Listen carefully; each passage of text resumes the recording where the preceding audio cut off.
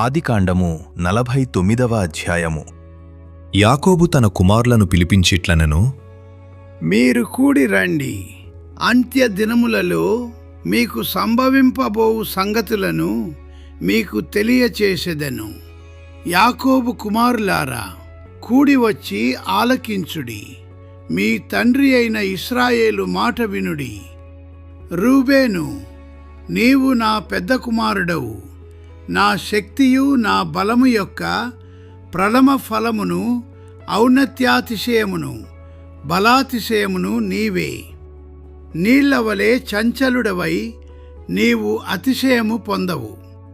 నీ తండ్రి మంచము మీదికెక్కితివి, దానిని అపవిత్రము చేసితివి. అతడు నా మంచము మీదికెక్కెను. సిమ్యోను, లేవి అనువారు సహోదరులు. వారి ఖడ్గములు బలాత్కారపు ఆయుధములు. నా ప్రాణమా, వారి ఆలోచనలో చేరవద్దు.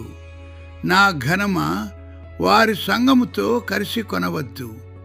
వారు కోపం వచ్చి మనుషులను చంపిరి.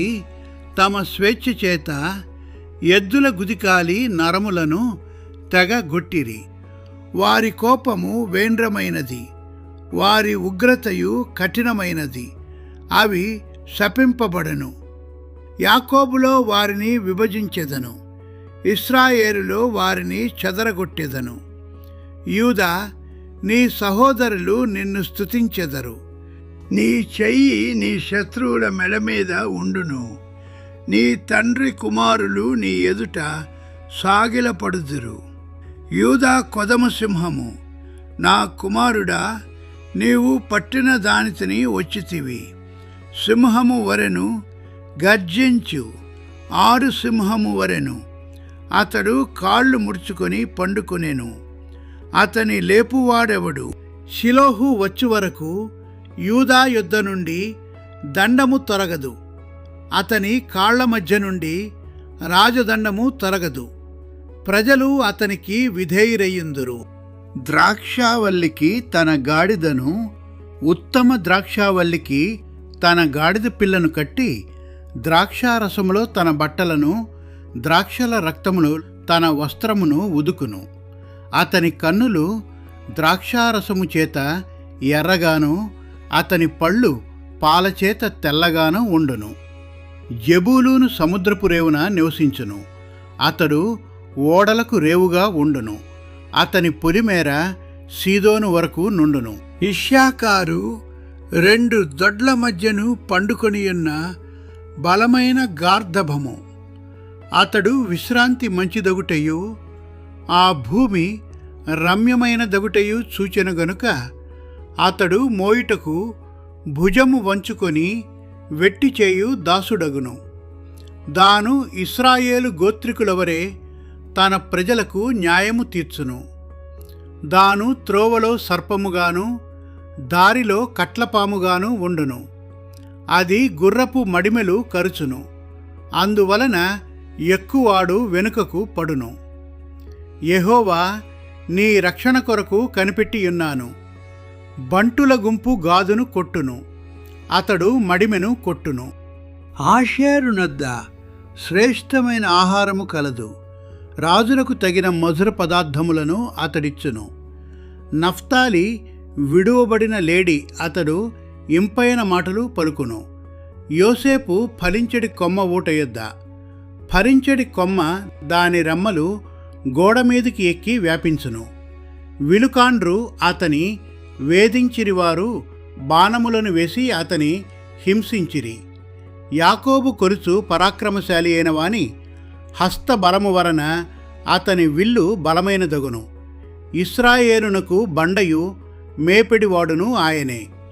నీకు సహాయము చేయు నీ తండ్రి దేవుని వలనను, పైనుండి మింటి దీవెనలతోనూ, క్రింద దాగియున్న అగాధ జలముల దీవెనలతోనూ, స్తనముల దీవెనలతోనూ, గర్భముల దీవెనలతోనూ నిన్ను దీవించు సర్వశక్తుని దీవెన వలనను అతని బాహుబలము దిట్టపరచబడును.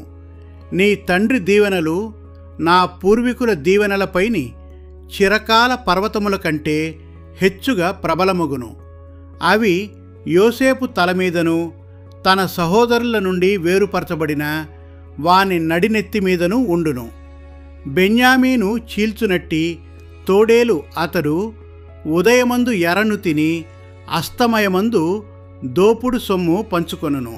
ఇవి అన్నియు ఇశ్రాయేలు 12 గోత్రములు. వారి తండ్రి వారిని దీవించుచు వారితో చెప్పినది ఇదే. ఎవరి దీవెన చొప్పున వారిని దీవించెను.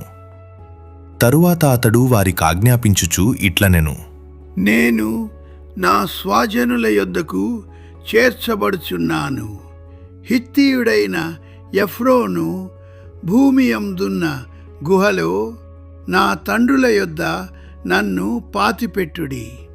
ఆ గుహ కనాను దేశమందలి మమ్రే ఎదుటనున్న మక్పేలా పొలములో ఉన్నది.